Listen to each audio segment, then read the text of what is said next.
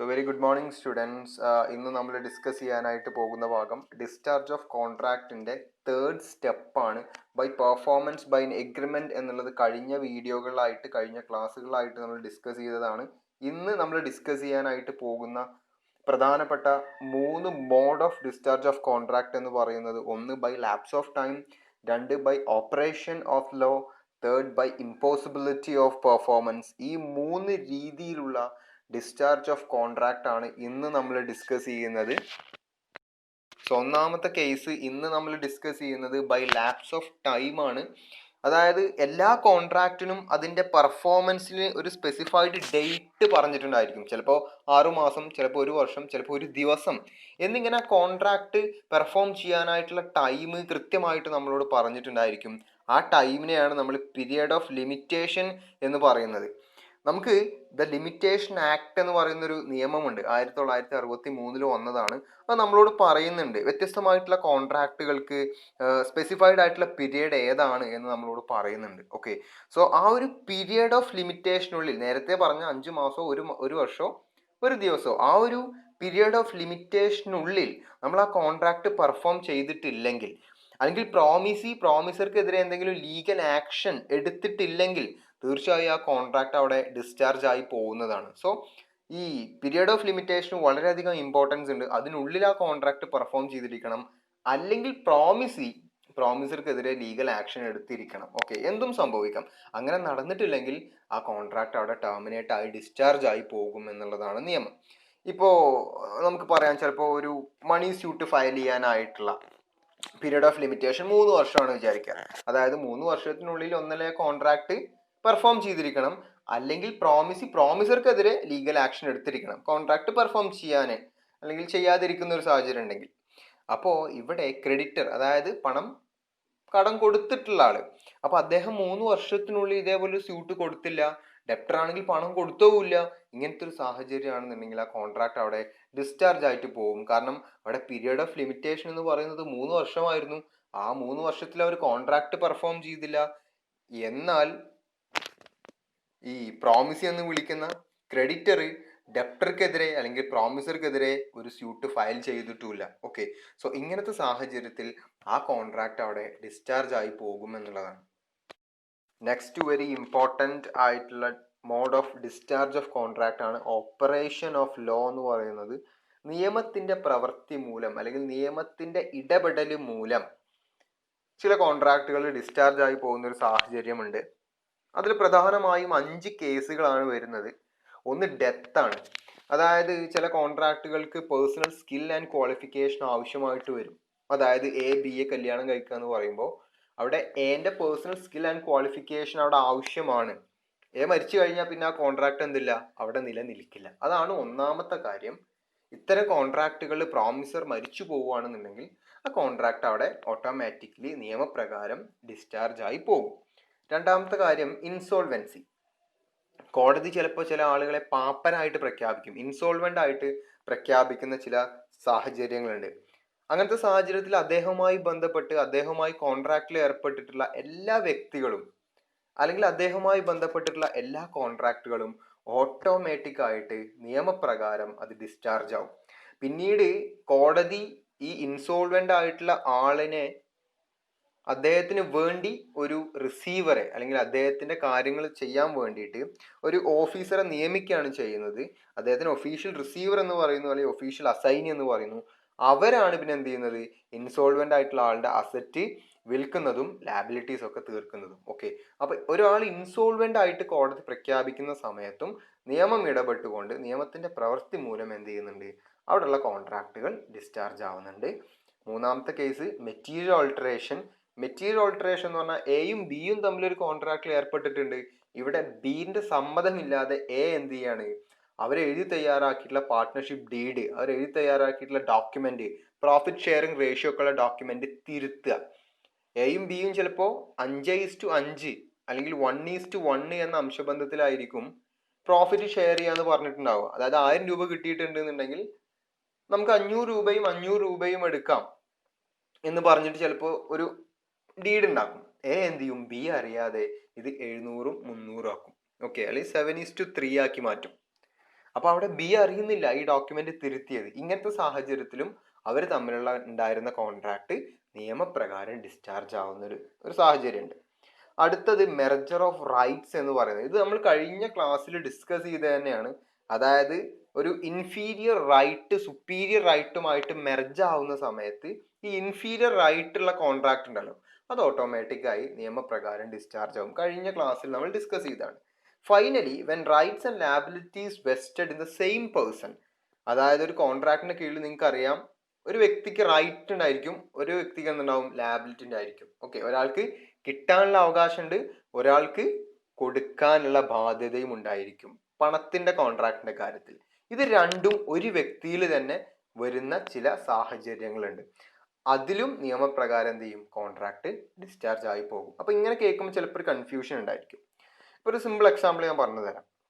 അപ്പൊ നിങ്ങളൊരു കമ്പനിയിൽ വർക്ക് ചെയ്യാണ്. അപ്പൊ നിങ്ങൾക്ക് നിങ്ങളുടെ ബോസ് ഉണ്ട്, അതുപോലെ തന്നെ നിങ്ങളുടെ കൊളീഗ്സ് ഉണ്ട്. നിങ്ങൾ നിങ്ങളുടെ ബോസിന് ഒരു 1000 രൂപ കൊടുക്കാനുണ്ട്. കൊളീഗ്സിന്റെ കയ്യിൽ നിന്ന്, അല്ലെങ്കിൽ നിങ്ങളുടെ കൊളീഗ് ആരാണ് നിങ്ങളൊപ്പം വർക്ക് ചെയ്യുന്നത്, അദ്ദേഹത്തിന്റെ കയ്യിൽ നിന്ന് ഒരു 1000 രൂപ കിട്ടാനുണ്ട്.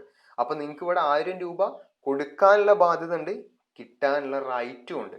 ബോസും ഇതേപോലെ തന്നെ ബോസ് കൊളീഗിന് ഒരു 1000 രൂപ കൊടുക്കാനുണ്ട്. അപ്പൊ ബോസ് നിങ്ങളെ വിളിച്ചു, എന്നിട്ട് പറയാണ് നമ്മൾ പരസ്പരം അങ്ങോട്ട് കൊടുക്കാനും കിട്ടാനും ഉണ്ട്, നമ്മൾ തമ്മിലുള്ള കോൺട്രാക്ട് ഇവിടെ ഓട്ടോമാറ്റിക് ആയി ഡിസ്ചാർജ് ആയി പോയിട്ടുണ്ട് എന്നുള്ളത്. അപ്പൊ നിങ്ങൾ വിചാരിച്ചു എങ്ങനെ ഇത് ഡിസ്ചാർജ് ആയി പോവാ, ഒന്ന് ചിന്തിച്ചു നോക്കൂ എന്ന് പറയാണ്. അപ്പൊ നിങ്ങൾ ചിന്തിക്കുകയാണ്, യെസ് ശരിയല്ലേ, എനിക്ക് 1000 രൂപ കൊളീഗ്സിന്റെ കയ്യിൽ നിന്ന് കിട്ടാനുണ്ട്, ഞാൻ ബോസിന് 1000 രൂപ കൊടുക്കാനുണ്ട്. ബോസിനെ സംബന്ധിച്ചിടത്തോളം എൻ്റെ കയ്യിൽ നിന്ന് അല്ലെങ്കിൽ നിങ്ങളുടെ കയ്യിൽ നിന്ന് ബോസിന് 1000 രൂപ കിട്ടാനുണ്ട്, അതേപോലെ തന്നെ ബോസ് കൊളീഗ്സിന് 1000 രൂപ കൊടുക്കാനുണ്ട്. കൊളീഗ് ആണെങ്കിലോ, കൊളീഗിന് നിങ്ങൾക്ക് 1000 രൂപ തരണം, എന്നാൽ ബോസിന്റെ കയ്യിൽ നിന്ന് 1000 രൂപ കിട്ടണം. ഇവിടെ rights and liabilities of this 3 parties, ഈ 3 പേരുടെയും റൈറ്റ്സ് ആൻഡ് ലാബിലിറ്റീസ് ഒരാളിൽ തന്നെ വെസ്റ്റഡ് ആണ്. എനിക്ക് 1000 രൂപ കിട്ടാനുണ്ട്, ഞാൻ 1000 രൂപ കൊടുക്കാനുണ്ട്. ഓക്കെ, അപ്പൊ ഇവിടെയും നിയമത്തിന്റെ ഇടപെടൽ മൂലം ആ കോൺട്രാക്റ്റുകൾ, നിങ്ങൾ തമ്മിലുള്ള കോൺട്രാക്ട് ഡിസ്ചാർജ് ആയി. So next one, discharge by impossibility of performance. അതായത് ചില കോൺട്രാക്റ്റുകൾ ഡിസ്ചാർജ് ആയി പോകും. എങ്ങനെ? ആ കോൺട്രാക്ട് പെർഫോം ചെയ്യാൻ കഴിയാത്തൊരു സാഹചര്യം ഉണ്ടാവുക, പെർഫോമൻസ് ഇമ്പോസിബിൾ ആവുക. ഈ കോൺട്രാക്ടിന്റെ പെർഫോമൻസ് ഇമ്പോസിബിൾ ആകുന്നത് ഒന്നല്ലെങ്കിൽ ആ ഒരു കോൺട്രാക്ടിന്റെ ഒരു ഫീച്ചർ കൊണ്ടായിരിക്കും, അല്ലെങ്കിൽ എന്തെങ്കിലും ഒരു ഇവന്റ് സംഭവിക്കും which may be beyond the control of the parties. അതിലുള്ള പാർട്ടികളുടെ കൺട്രോളിന് അപ്പുറത്തായിരിക്കും ആ ഇവന്റ് എന്ന് പറയുന്നത്. അതുകൊണ്ടായിരിക്കും ചിലപ്പോൾ ഇങ്ങനെ ഒരു കോൺട്രാക്ട് പെർഫോം ചെയ്യാനായിട്ട് പറ്റാത്ത ഒരവസ്ഥ ഉണ്ടാവുക. അതിനാണ് ഇമ്പോസിബിലിറ്റി ഓഫ് പെർഫോമൻസ് എന്ന് പറയുന്നത്. 2 തരത്തിലാണ് ഇതുള്ളത്. ഒന്ന് ഇനീഷ്യൽ ഇമ്പോസിബിലിറ്റി ഉണ്ട്, രണ്ടാമത്തത് സബ്സീക്വന്റ് ഓർ സൂപ്പർവൈനിങ് ഇമ്പോസിബിലിറ്റി. ഇങ്ങനെ 2 തരത്തിലുള്ള ഇമ്പോസിബിലിറ്റി ആണ് സംഭവിക്കുക. അങ്ങനെയാണ് ആ കോൺട്രാക്ട് എന്ത് ചെയ്യുക, പെർഫോം ചെയ്യാനാവാതെ ഡിസ്ചാർജ് ആയി പോവുക. അപ്പൊ എന്താണ് ഇനീഷ്യൽ ഇമ്പോസിബിലിറ്റി എന്ന് പറഞ്ഞാൽ? ആ പേരിൽ തന്നെ ഉണ്ട് ഇനീഷ്യൽ ഇമ്പോസിബിലിറ്റി. അതായത് ഒരു കോൺട്രാക്ട് ഫോം ചെയ്യുന്ന സമയത്ത് തന്നെ ഇമ്പോസിബിലിറ്റി നിലനിൽക്കുക. നമ്മൾ സെക്ഷൻ 56 പ്രകാരം പഠിച്ചിട്ടുണ്ട്. അതായത് ഇമ്പോസിബിൾ ആയിട്ടുള്ള എന്തെങ്കിലും ഒരു ആക്ട് ചെയ്യാനുള്ള എഗ്രിമെന്റ് വോയിഡ് ആണ് എന്നുള്ളത്. ഇനീഷ്യൽ ഇമ്പോസിബിലിറ്റി തന്നെ 2 തരത്തിലുണ്ട്. ഒന്ന് നോൺ ഇമ്പോസിബിലിറ്റിയും, രണ്ടാമത്തത് അൺനോൺ ഇമ്പോസിബിലിറ്റി. നോൺ ഇമ്പോസിബിലിറ്റി എന്ന് പറഞ്ഞാൽ എന്താണ്? ആ പേരിൽ തന്നെയാണ്, അറിയുന്ന ഇമ്പോസിബിലിറ്റി. അതായത് കോൺട്രാക്ട് മേക്ക് ചെയ്യുന്ന സമയത്ത് തന്നെ അതിലുള്ള പാർട്ടികൾക്ക് അറിയാം there is an impossibility of contract. Okay, അത് പരസ്പരം അവർക്ക് അറിയുന്നതാണ്. അറിഞ്ഞുകൊണ്ട് അവരൊരു കോൺട്രാക്ട് ഫോം ചെയ്യാം. അതാണ് നോൺ ഇമ്പോസിബിലിറ്റി എന്ന് പറയുന്നത്. അപ്പൊ അത് വോയിഡ് ആണ്. മാത്രമല്ല എന്തെങ്കിലും നാശനഷ്ടം അതുമൂലം ഉണ്ടാവുകയാണെന്നുണ്ടെങ്കിൽ അവർക്ക് കോമ്പൻസേഷൻ ഒന്നും ചോദിക്കാനൊന്നും പറ്റൂല. ഇപ്പോൾ എ പറയാണ് ബിനോട്, ഞാൻ നിനക്ക് 10,000 രൂപ തരാം. അപ്പോൾ ബി പറയാണ്, ഞാൻ മാജിക്കിലൂടെ നിങ്ങൾക്ക് സ്വർണത്തിന്റെ നിധി കണ്ടുപിടിച്ച് തരാം എന്നുള്ളത്. അത് ഒരിക്കലും നടക്കാത്തൊരു കാര്യമാണ്. ദാറ്റ്സ് എൻ ഇമ്പോസിബിൾ ആക്ട് ആണ്. സോ അത് കോൺട്രാക്ട് ഫോം ചെയ്യുന്ന സമയത്ത് 2 പേർക്കും പരസ്പരം അറിയുകയും ചെയ്യും. ഓക്കെ, അതാണ് നോൺ ഇമ്പോസിബിലിറ്റി എന്ന് പറഞ്ഞത്. രണ്ടാമത്തെ കേസാണ് അൺനോൺ ഇമ്പോസിബിലിറ്റി. എന്താണ് അൺനോൺ ഇമ്പോസിബിലിറ്റി എന്ന് പറഞ്ഞാൽ? അവിടെ കോൺട്രാക്ട് മേക്ക് ചെയ്യുന്ന സമയത്ത് അല്ലെങ്കിൽ എഗ്രിമെന്റ് മേക്ക് ചെയ്യുന്ന സമയത്ത് ഇമ്പോസിബിലിറ്റിയെ കുറിച്ച് കോൺട്രാക്റ്റിൽ ഒരു പാർട്ടിക്കും അറിവുണ്ടാവില്ല. അവരിത് നടക്കും എന്ന് വിചാരിച്ചിട്ട് തന്നെ എഗ്രിമെന്റിൽ ഏർപ്പെടും. പക്ഷേ ആ കോൺട്രാക്ട് അല്ലെ ആ എഗ്രിമെന്റ് ഇമ്പോസിബിൾ ആയി തീരും. എപ്പോഴാണ് അവർ ആ ഇമ്പോസിബിലിറ്റി കണ്ടുപിടിക്കുന്നത്, അപ്പൊ തന്നെ ആ കോൺട്രാക്ട് ഡിസ്ചാർജ് ആവുകയും ചെയ്യും.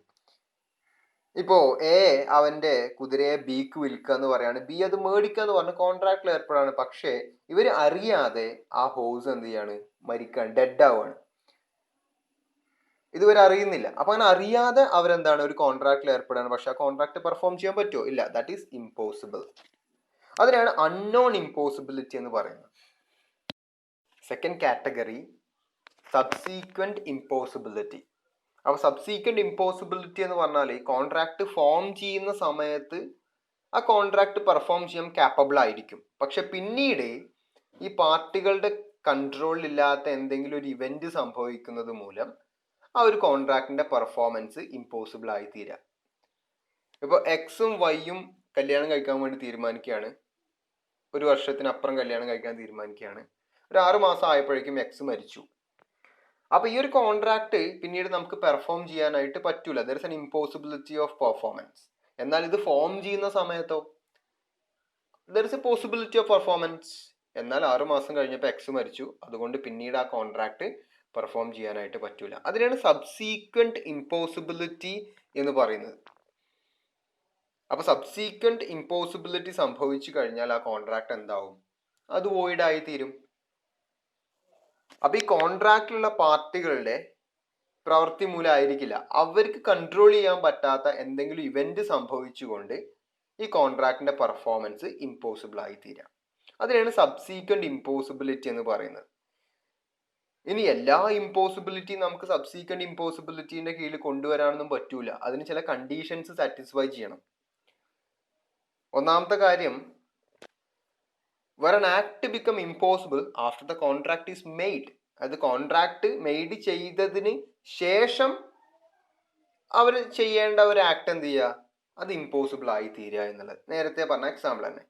രണ്ടാമത്തെ കാര്യം, where the act become unlawful reason of some events beyond the control of the promiser. അതായത് ഈ കോൺട്രാക്ട് പ്രകാരം ചെയ്യേണ്ട കാര്യം അൺലോഫുൾ ആയി തീരുക, നിയമത്തിനെതിരായി തീരുക. എന്തെങ്കിലും ഗവൺമെന്റ് റൂൾസ് ആൻഡ് റെഗുലേഷൻ ഒക്കെ വരുമ്പോഴാണ് അത് അൺലോഫുൾ ആയി തീരുന്നത്. That's beyond the control of the promisor. ശരിയല്ലേ? മൂന്നാമത്തെ കാര്യം, the impossibility must not be the result of some act or negligence of the promisor himself. അതായത് പ്രോമിസറുടെ എന്തെങ്കിലും ഉടായിപ്പ് കാരണോ അദ്ദേഹത്തിന്റെ എന്തെങ്കിലും പ്രവൃത്തി മൂലമാണോ ഈ ഒരു കോൺട്രാക്ടിന്റെ പെർഫോമൻസ് ഇമ്പോസിബിൾ ആയി തീർന്നതെങ്കിൽ അത് നമുക്ക് ഈ ഒരു സബ്സീക്വന്റ് ഇമ്പോസിബിലിറ്റിന്റെ കീഴിൽ കൊണ്ടുവരാനായിട്ട് പറ്റൂല. കാരണം അദ്ദേഹത്തിന്റെ എന്തെങ്കിലും പൊട്ടത്തരോ ഉടായ്പൊക്കെ കൊണ്ടായിരിക്കും ചിലപ്പോൾ ഈ ഒരു കോൺട്രാക്ട് ഇമ്പോസിബിൾ ആയി തീരുന്നത്. അത് നമുക്ക് ഇതിന്റെ കീഴിൽ കൊണ്ടുവരാനായിട്ട് പറ്റൂല.